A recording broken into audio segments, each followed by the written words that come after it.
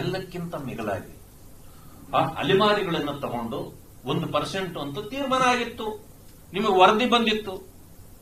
AKAD ಅನ್ನೋರ್ಗೆ 1% ಅಂತ ಇತ್ತು.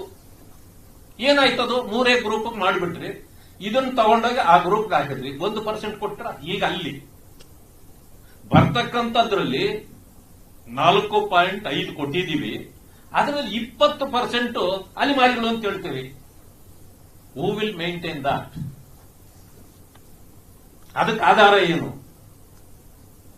ಬರುವ 5 ಪೋಸ್ಟ್ಗಳು ಅಲ್ಲಿ ಸಿಕ್ಕಿದ್ರೆ 5 ಅಲೆಮಾರಿಗಳಿಗೆ ಕೊನೆಯಲ್ಲಿ 1 ಅಂತ ಆಗುತ್ತೆ. ಬಟ್ ಇದನ್ನ ಮಾನಿಟರ್ ಮಾಡೋರು ಯಾರು? ಸರ್ಕಾರ ಮಾಡುತ್ತಾ? There should be a separate department to maintain the credibility. ಅದು ನೀವು ಏನು ಮಾಡೇ ಇಲ್ಲ.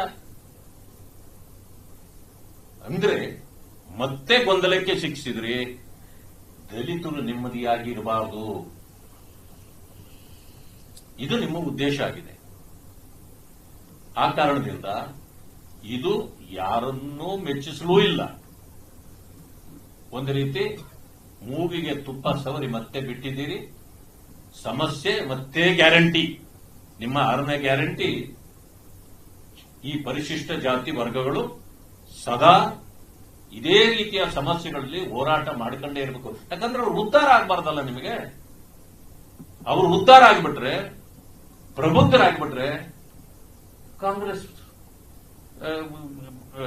ಪಕ್ಷದ ಕಚೇರಿ ಬಾಗಿಲಾಗಬೇಕಾಗುತ್ತಲ್ಲ, ನಿಮ್ಮ ಅಂಗಡಿ ವ್ಯಾಪಾರ ನಡೆಯಲ್ವಲ್ಲ. ಅದಕ್ಕೆ ಅವರನ್ನು ಗೊಂದಲದಲ್ಲೇ ಇಡಬೇಕು. ಅವರ ಬುದ್ಧಿವಂತ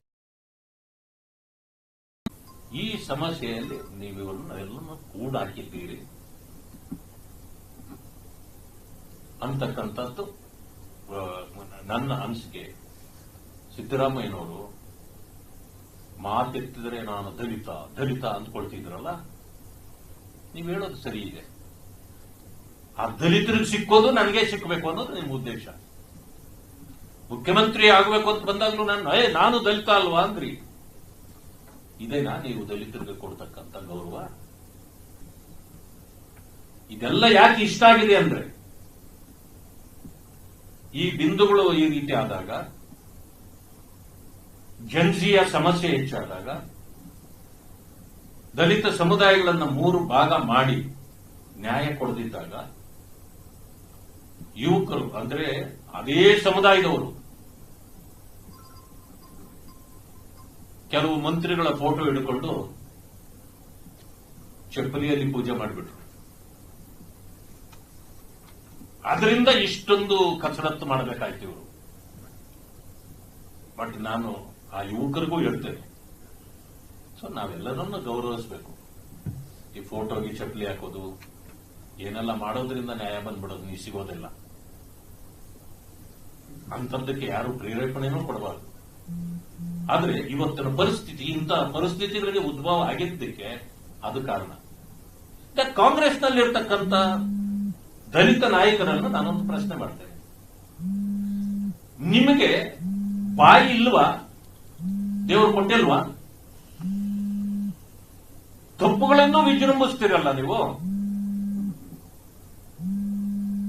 ಮಾನ್ಯ ಮುಖ್ಯಮಂತ್ರಿಗಳಂತ ಖುಷಿಯಿಂದ ಹೇಳ್ರಿ ಅಂತ ಅಂದ್ರೆ, ನಿಮ್ಮಲ್ಲಿ ಖುಷಿ ಇತ್ತ ಅಥವಾ ನಿಮ್ಮಲ್ಲೂ ಈ ರೀತಿ ಅಪಸ್ವರಗಳಿದ್ವಾ?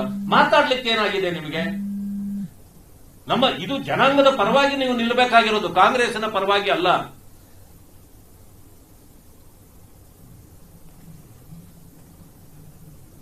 ಇವತ್ತು ದಲಿತ ನಾಯಕರು ಕೂಡ ಇದನ್ನು ಕೇಳುವಲ್ಲಿ ಕಾಂಗ್ರೆಸ್ನ ದಲಿತ ನಾಯಕರು ಸಂಪೂರ್ಣವಾಗಿ ಎಡವಿದ್ದಾರೆ. ಇವರು ಸಮಾಜಗಳಿಗೆ ಅನ್ಯಾಯ ಮಾಡಿದ್ದಾರೆ, ದೋಖಾ ಮಾಡಿದ್ದಾರೆ. ಕಾಂಗ್ರೆಸ್ ಎಷ್ಟು ತಪ್ಪು ಮಾಡಿದೆಯೋ ಅಷ್ಟು ತಪ್ಪುಗಳಿಗೆ ಅಲ್ಲಿರ್ತಕ್ಕಂಥ ಸಚಿವರುಗಳು, ಶಾಸಕರು, ದಲಿತ ಶಾಸಕರು ಮತ್ತು ದಲಿತ ಸಚಿವರು ಕೂಡ ಸಿದ್ದರಾಮಯ್ಯನವರು ಮಾಡಿದ ತಪ್ಪುಗಳಿಗೆ ಅಷ್ಟೇ ಕಾರಣರು ದಲಿತ ನಾಯಕರು ಇದ್ದಾರೆ ಅಂತ ಹೇಳಲಿಕ್ಕೆ ನಾನು ಬಯಸ್ತೇನೆ. ಇದನ್ನ ನಾವು ವಿರೋಧ ಮಾಡ್ತೇವೆ. ಇದು ಕಾನೂನಿನ ಅಡಿಯಲ್ಲಿ ಬಂದ್ರೆ ಕೋರ್ಟ್ನಲ್ಲಿ ಇದು ನಿಲ್ಲೋದಿಲ್ಲ. ಇದು ನಿಲ್ಲಬಾರದು ಅನ್ನೋ ಕಾರಣಕ್ಕೆ ನೀವು ಇಷ್ಟೆಲ್ಲ ಮಾಡಿದ್ದೀರಿ ಅಂತಕ್ಕಂಥದ್ದನ್ನು ಇದನ್ನ ನೀವೇ ತೋರ್ಪಡಿಸಿಕೊಟ್ಟಿದ್ದೀರಿ.